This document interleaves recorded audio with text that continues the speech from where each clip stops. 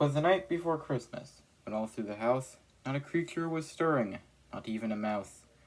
Here Iron Santa sits, not at all bitter, is that ever a review of a Siege figure. So, Mirage here turns into a strangely Earth-looking F1 race car, which is weird because this is a line that mostly includes Cybertronian modes. So, it's a little offsetting. Some people have theorized that this guy may have been meant to be released in the Earthrise line. For all we know, he could have, and Wheeljack was going to be released in the Siege line. I mean, you'd have a Cybertronian mode, so... But I'm just a guy who makes YouTube videos for a living, so what do I know? Well, not really for a living, but you get the point. Anyways, yeah, looking at Mirage here, he turns into a pretty good-looking F1 race car, which, yes, that's what he turns into. I don't have specifics on him exactly. I mean, I know what Wheeljack and Cliffjumper turn into because it's kind of recognizable. I also have to look some things up on TF Wiki just to make sure I was getting everything right. But yeah, Mirage here, he turns into an F1 race car. Feel free to educate me in the comments if any of you happen to know anything about vehicles. But yeah, the vehicle mode is pretty good. I mean, there are only like a few flaws. Like, the front sometimes doesn't want to line up. There's also this huge seam line right there. So, you know, at times the faction insignia will look off. The chest is kind of hanging out back there, and the spoiler halves kind of don't want to plug in. But other than that, the vehicle mode is good. Yeah, I mean, here he is compared with a couple of Autobot cars. There's Wheeljack and Cliffjumper. You know, so there's that. And yeah, I will say they do look pretty good next to each other. I can't believe Wheeljack was just propped up the whole time like this. I'm like, when did Wheeljack get taller and he's just propped up on this?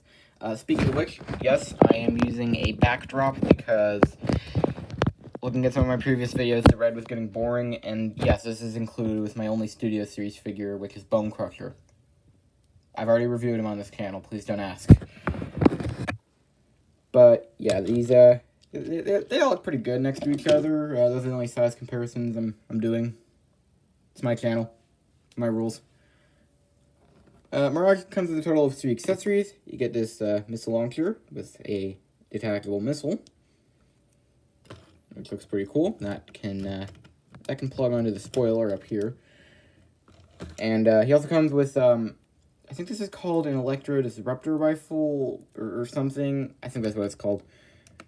But yeah, and those can just plug on the top of the car. I know that there's the whole robots in disguise thing, but this is Cybertron we're talking about.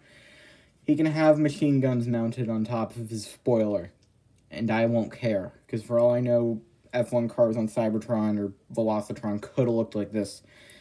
The transformation, hey, I've never been there, so what do I know? Half fun, half not fun. But yeah, other than that, the sports car mode and the lower F1 race car mode kind of a pain. It looks pretty good, except for the obvious robot chest hanging off there.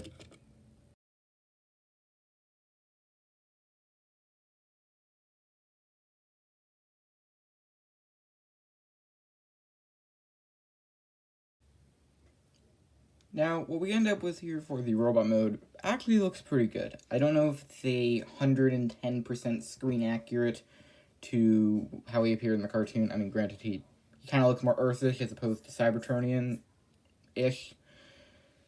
But, yeah, the robot mode, it looks pretty good. Stay. Stay. I did not say you can move. You can only move during the transformation. Stay. But yeah, the robot mode it actually looks pretty good. I mean, yeah, I really like what they've done to kind of redesign Mirage here. Like, it's not a big redesign, but he looks different enough. Like, I kind of like the fact that he has shoulder pads formed out of his spoilers. Like, when I saw that, I thought, man, that's cool. And everything pretty much folds up tightly. I mean, save for the legs, they just kind of have wheels hanging off of there. Oh, well, what can you really do? They don't look that bad. I mean, the only problem I have with them is that they can be kind of loose, but other than that, I really like this figure. And, yeah, so as far as his posability, we have a ball joint at the head, a rotation at the shoulder. The spoiler hinges out and also moves along with the arm, although not entirely, as you can kind of actually leave them up there like wings or tray tables, because why not? Also, they have 5mm ports on them, so you could plug weapons in there.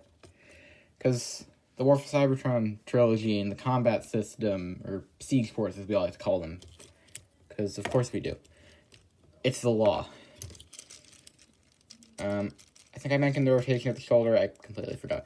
They have a bicep rotation, like, yeah, 90 degrees bend of elbow. The hands can hinge in, but for, like, no good reason. Also, for some reason, you can plug, like, weaponry onto the underside of his arms. I actually have no idea why. There's probably a reason, but I just don't know entirely why. The waist rotates, and then we get to the legs. The legs can kick forward and backward that far, so you can get a decent split. The hips can also move out. You have a... This leg is kind of loose. This leg's actually much tighter, except this wheel. You got a knee bend, and the toe, and even a little bit of a toe bend. Oh, yeah, and one more point of articulation I forgot is, technically this is part of the transformation, but he kind of has butterfly joints. This is a joint that more figures need, okay?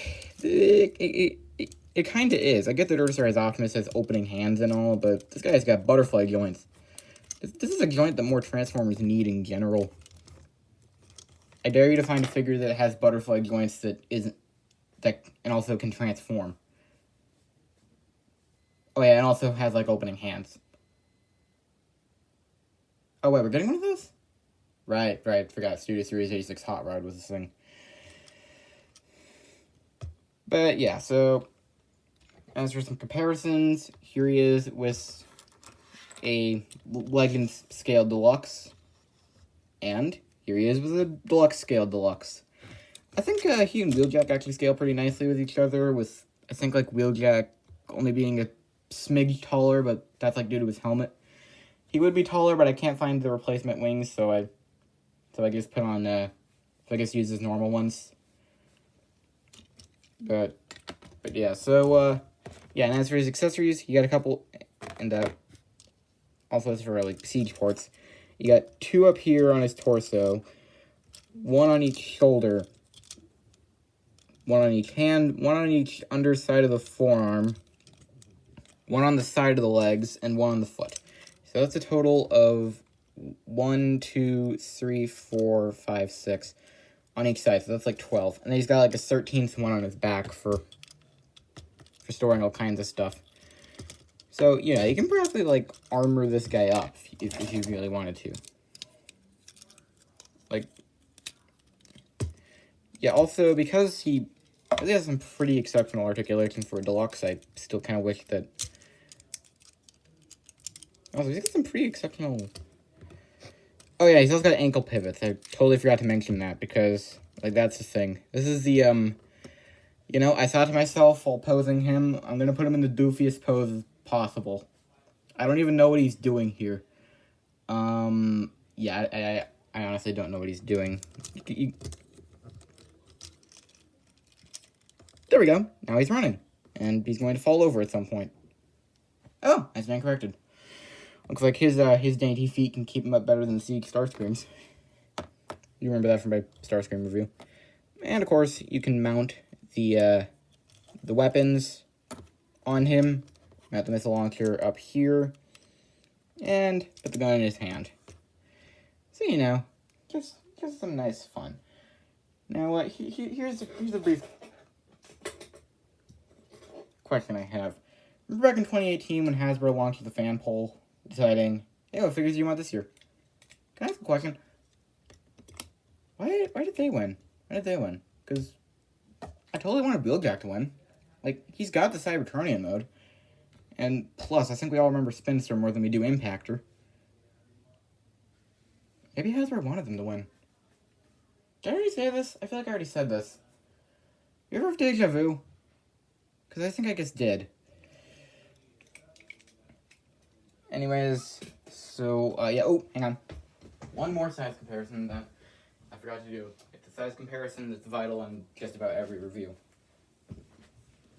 Here he is with Earthrise Optimus, and no, he cannot fit in his trailer. His F1 race car mode is too wide. That and Prime's trailer is kind of small, so, yeah. So, I do like Siege Mirage. He's kind of meh. I mean, usually when I get a figure, I'll be like, oh yeah, this is a good figure. This is a really good figure. And then there's Mirage. He looks cool when I saw him, and yeah, he's kind of a 6 out of 10. But yeah, so this will be the last episode of Review It this year. It won't be the last video, as a couple days from now I'll be technically doing the 1 year anniversary video, talking about stuff that happened to me over the winter, the entire year, and all that kind of stuff. And I will be taking a break from Review It for about a month. So don't expect to see any new episodes of, or 2 weeks, yeah, let's go with 2 weeks. So don't expect to start seeing stuff until, like, I have no idea. Sometime in January, I'll figure it out. But one thing I can guarantee, though, is that I will be reviewing stuff, of course. And I think, this guy might be the subject of my next review. So, until then, I've been Iron21, reminding you to like, subscribe, comment, all that other jazz that YouTubers tell you to do at the end of their videos. And Merry Christmas to all, and to all, a good night.